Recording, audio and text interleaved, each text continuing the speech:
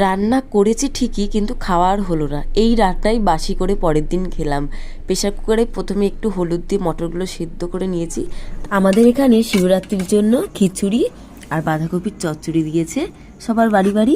তো এখানে মানে অল্প অল্প করে নিয়ে খেয়ে নেবো। আমি অল্প একটু বাটিতে নিয়ে নিয়েছি। এবার উপরে যাব, উপরে গিয়ে আমি খেয়ে নেবো আর ছেলেকেও দেবো, দেখি ছেলে খায় কিনা। একটু খা, এক চামচ খা। খাবি না?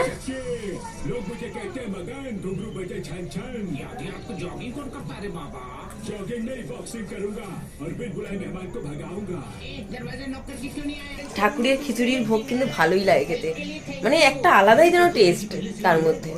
তো কতদিন ধরে তো জ্বর, ঠিক মতন খেতেও পারছি না, তো এখন আমি খিচুড়িটা খেয়ে নিই। তারপরে খিচুড়ি খেয়ে দিয়ে আমরা শুয়ে শুয়ে একটুখানি কার্টুন দেখছি। এই যে এখন বরমাসে আসার পরে খাবো।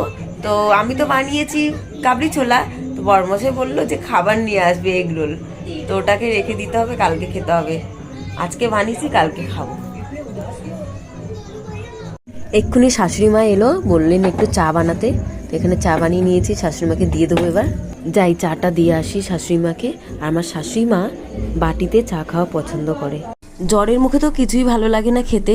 যদি আগে থেকে জানতাম তাহলে আর রান্নাবান্না করতাম না। যাই হোক, কালকে রান্নাবান্না আর করতে হবে না।